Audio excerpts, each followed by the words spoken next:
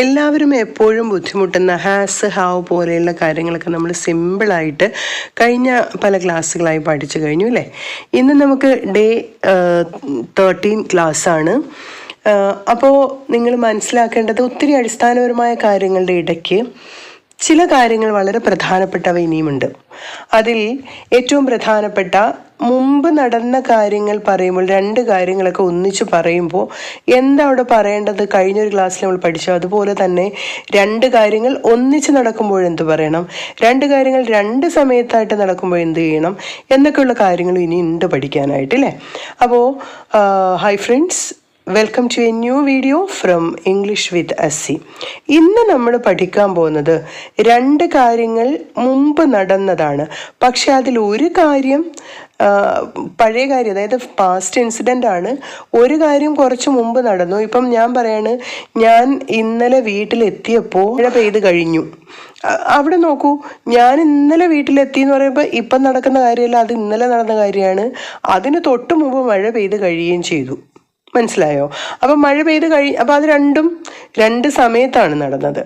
അതിന് നമുക്ക് ഒരിക്കലും പാസ്റ്റിൽ കാണിച്ചിട്ട് അതിൻ്റെ ടൈമിങ് നമുക്ക് മനസ്സിലാക്കി കൊടുക്കാൻ പറ്റില്ല. അപ്പം അതിന് നമ്മൾ ഉപയോഗിക്കുന്ന ഏറ്റവും പ്രധാനപ്പെട്ടൊരു വേർഡാണ്, അല്ലെങ്കിൽ പ്രധാനപ്പെട്ട ഒരു ഓക്സിലറി വേർബാണ് ഹാഡ് എന്ന് പറയുന്നത്. എല്ലാവർക്കും ഭയങ്കര കൺഫ്യൂഷനാണ് ഹാസ്, ഹാവ്, ഹാഡൊക്കെ എവിടെ ഉപയോഗിക്കുന്നതെന്ന്. ഞാൻ കഴിഞ്ഞ ക്ലാസ്സിൽ പഠിപ്പിച്ചിരുന്നു. ഞാൻ പഠിച്ചിട്ടുണ്ട്, ഞാൻ പോയിട്ടുണ്ട് എന്നൊക്കെയുള്ളൊരു രീതിക്കാണ് ഹാസും ഹാവും യൂസ് ചെയ്യുന്നത്. എന്നാൽ ഞാൻ പഠിച്ചിട്ടുണ്ടായിരുന്നു എന്ന് പറയാൻ, അല്ലെങ്കിൽ ഞാൻ പോയിട്ടുണ്ടായിരുന്നു എന്നൊക്കെ പറയാനായിട്ട് നമുക്ക് ഹാഡ് ഉപയോഗിക്കാം. ഇപ്പം ഇങ്ങനെ ഈ ഒരു മീനിങ് നിങ്ങൾ മനസ്സിലാക്കി വെക്കുക. ഇപ്പോൾ ഒരു കാര്യം, ഇപ്പം ഞാൻ ഇംഗ്ലീഷ് പഠിച്ചിട്ടുണ്ടായിരുന്നു, ഐ ഹാഡ് സ്റ്റഡീഡ് ഇംഗ്ലീഷ്. ഞാൻ സ്കൂളിൽ പോയിട്ടുണ്ടായിരുന്നു, I had gone to school. അപ്പം ഇങ്ങനെയുള്ള കാര്യങ്ങൾക്കാണ് നമ്മൾ ഹാഡ് ഉപയോഗിക്കുന്നത്. അതിൽ ഏറ്റവും ഇമ്പോർട്ടൻ്റ് ആയിട്ട് രണ്ട് പാസ്റ്റ് ഇൻസിഡൻറ്റ് നടക്കുമ്പോൾ അതിൽ ആദ്യം നടക്കുന്ന കാര്യത്തെ നമുക്ക് ഹാഡ് പ്ലസ് V3 ഉപയോഗിച്ചും രണ്ടാമത് നടക്കുന്ന കാര്യത്തെ നമുക്ക് സിമ്പിൾ പാസ്റ്റ് അല്ലെങ്കിൽ ഡിഡ് വെർബ് ഉപയോഗിച്ചും സംസാരിക്കാം. ഇത് ഞാൻ മുമ്പുള്ള നമ്മുടെ ഈ 15 ഡേയ്സ് ക്ലാസ്സിൽ, അതിന് മുമ്പുള്ള ക്ലാസ്സിലൊക്കെ പറഞ്ഞിട്ടുണ്ട്. അപ്പോൾ ആ ക്ലാസ്സൊക്കെ കണ്ടിട്ടില്ലാത്തവരെ ഇതിനു മുമ്പുള്ള ക്ലാസ്സുകളൊക്കെ ഒന്ന് കണ്ടു നോക്കണേ. ഒപ്പം തന്നെ ആദ്യമായി കാണുന്നവരാണെങ്കിൽ ചാനൽ ഒന്ന് സബ്സ്ക്രൈബ് ചെയ്യണം. ഒപ്പം തന്നെ ലൈക്ക് ചെയ്യുക, ഷെയർ ചെയ്ത് നമ്മൾ ഏറ്റവും അവസാനം കൊടുത്തിരിക്കുന്ന സ്പീക്കിംഗ് പ്രാക്ടീസ് കറക്റ്റായിട്ട് ചെയ്ത്, അല്ലെങ്കിൽ അതിൽ മിസ്റ്റേക്ക് വന്നിരുന്നാലും ഞാനത് കറക്റ്റ് ചെയ്ത് തരും. നിങ്ങൾ എന്നിട്ട് വേണം ക്ലാസ് കംപ്ലീറ്റ് ചെയ്ത് നിർത്താൻ. കാരണം എന്ന് വെച്ചാൽ എങ്കിൽ മാത്രമേ നിങ്ങളുടെ ഒരു ക്ലാസ് പൂർണ്ണമായി എന്ന് നമുക്ക് പറയാൻ പറ്റുള്ളൂ. അപ്പോൾ നോക്കൂ, ഇപ്പം ഞാൻ എല്ലാ ക്ലാസ്സിലും പറയുന്ന എൻ്റെ ഒരു എക്സ്പീരിയൻസ് കൂടി ആയിട്ടാണ് ഞാൻ പറയുന്നത്. ഞാൻ റെയിൽവേ സ്റ്റേഷനിൽ എത്തിയപ്പോഴേക്കും ട്രെയിൻ പോയി കഴിഞ്ഞിരുന്നു. അപ്പം രണ്ട് ഇൻസിഡൻ്റാണ്.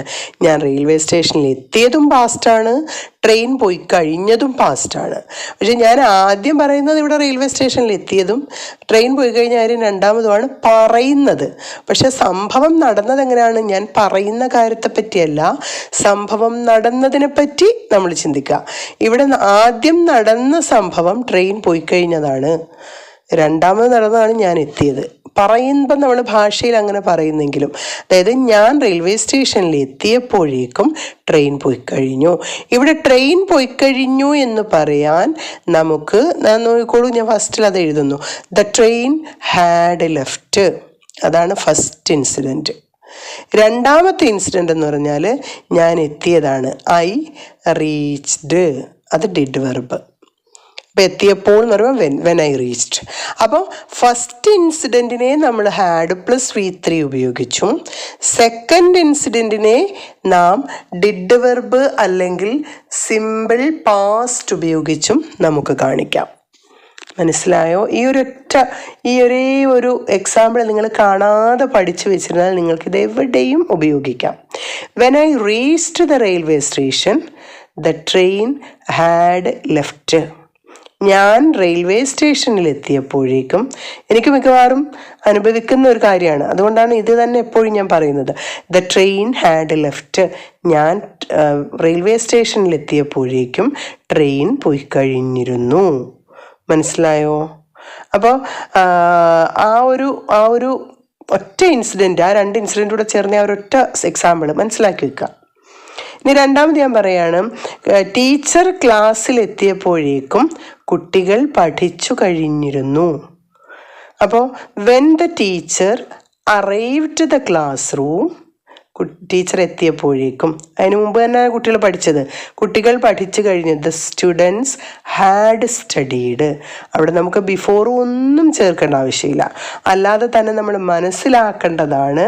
ഹാഡ് പ്ലസ് V3 ഉപയോഗിക്കേണ്ടത് എവിടെയാണോ ഫസ്റ്റ് ഇൻസിഡൻറ്റ് ഉള്ളത് അതാണ് നമ്മൾ മനസ്സിലാക്കേണ്ടത്. ഓക്കെ. അപ്പം ടീച്ചർ ചോദ്യം ചോദിക്കുമ്പോഴേക്കും കുട്ടി ഉത്തരം പറഞ്ഞു കഴിഞ്ഞിരുന്നു. ടീച്ചറിൻ്റെ ചോദ്യം തീർന്നില്ല. When the teacher asked the question the student had answered. Teacher ചോദ്യം ചോദിക്കുന്ന മുമ്പ് തന്നെ കുട്ടി ഉത്തരം പറഞ്ഞു കഴിഞ്ഞു. മനസ്സിലായോ? ആ ചോദ്യത്തിൻ്റെ ആൻസർ കുട്ടിക്ക് അത്രയും കാണാപ്പാടാണെന്നാണ് ഉദ്ദേശിക്കുന്നത്. ഓക്കെ. അപ്പം അവിടെ ഇങ്ങനെയുള്ള കാര്യങ്ങൾ നമ്മൾ മനസ്സിലാക്കുമ്പം ഓരോ കാര്യം ഇവിടെ നിങ്ങൾ ഇങ്ങനെ മനസ്സിലാക്കിയാൽ മതി. അമ്മ ഫുഡ് ഉണ്ടാക്കിയിട്ടുണ്ടായിരുന്നു എന്ന് പറയുമ്പം ഏതെങ്കിലും ഒരു കാര്യം മുമ്പേ കാണും. ഞാൻ വീട്ടിലെത്തിയപ്പോഴേക്കും അമ്മ ഫുഡ് ഉണ്ടാക്കിയിട്ടുണ്ടായിരുന്നു. When I reached home my mother had cooked food. കണ്ടോ? അപ്പോൾ അവിടെ ഫുഡ് വേണ്ട, had cooked, mother had cooked.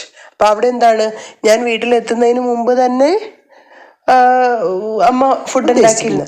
അപ്പം ഇതുപോലെ നമുക്ക് എളുപ്പത്തിൽ വാചകങ്ങൾ കണ്ടുപിടിച്ച് നമുക്ക് പറയാൻ പറ്റും. അപ്പം ഇങ്ങനെയുള്ള എളുപ്പത്തിലുള്ള ടിപ്സ് ആൻഡ് ട്രിക്സ് ഉള്ള ക്ലാസ്സുകളാണ് ഞാനിപ്പോൾ നൽകിക്കൊണ്ടിരിക്കുന്നത്. അത് നല്ല രീതിയിൽ നിങ്ങൾക്ക് പേഴ്സണലായിട്ട് നിങ്ങൾക്ക് എല്ലാ വിധത്തിലുള്ള ഡൗട്ട്സും ക്ലിയർ ചെയ്ത് തന്നെ പോകുന്ന സെഷൻസാണ്. അപ്പോൾ തീർച്ചയായിട്ടും ആ ക്ലാസ്സിനെ പറ്റി കൂടുതൽ അറിയേണ്ടവർ ഈ കാണുന്ന നമ്പറിൽ കോൺടാക്റ്റ് ചെയ്യുക. ഒപ്പം തന്നെ ആദ്യമായി കാണുന്നവർ സബ്സ്ക്രൈബ് ചെയ്യാൻ മറക്കരുത്, ലൈക്ക് ചെയ്ത് മുന്നോട്ട് പോകണം. ഒപ്പം നിങ്ങൾ മാക്സിമം നിങ്ങൾ സ്പീക്കിംഗ് പ്രാക്ടീസ് ചെയ്ത് നിങ്ങളുടെ ഫ്രണ്ട്സിനും റിലേറ്റീവ്സിനും ഷെയർ ചെയ്യാനും മറക്കരുത്. ഓക്കെ.